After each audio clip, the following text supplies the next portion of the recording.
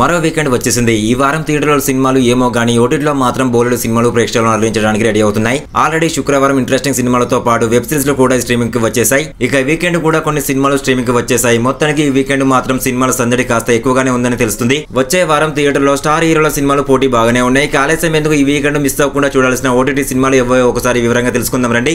తెలుసుకునే ముందు వీడియోని ఇంతవరకు లైక్ చేయకుండా చూస్తున్నట్లయితే ప్లీజ్ ఒక లైక్ చేసి సబ్స్క్రైబ్ చేసుకోండి. Thank you. మొగలి రేకులు సీరియల్ హీరో ఆర్కే నాయుడు చాలా కాలం తర్వాత రీ ఎంట్రీ ఇచ్చాడు. ఆయన నటించిన సినిమా ది 100 జూలై 11న థియేటర్లో రిలీజ్ అయిన ఈ సినిమాకు IMDbలో 8.5 రేటింగ్ ఉంది.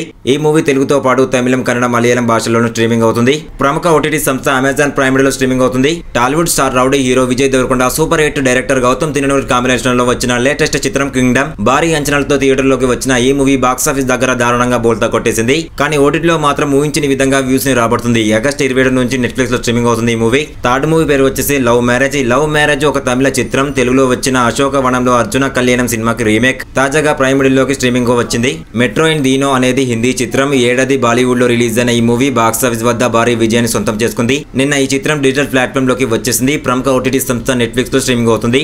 ఈ వారం ఓటీటీలోకి బోలెడు సినిమాలు వచ్చేసాయి. Malayalam crime thriller web series the Chronicles of 4.5 gang. Malayalam నుంచి వచ్చిన సినిమాలు ఈ మధ్య భారీ విజయాన్ని సొంతం చేసుకుంటున్నాయి. ముఖ్యంగా క్రైమ్ థ్రిల్లర్ మూవీస్ ప్రేక్షకులను ఎంతగానో ఆకట్టుకుంటున్నాయి. అలాంటి స్టోరీతో వచ్చిందే ఈ సినిమా. రీసెంట్ గా ఓటీటీలోకి వచ్చిన ఈ మూవీ మంచి రెస్పాన్స్ ని అందుకుంటుంది.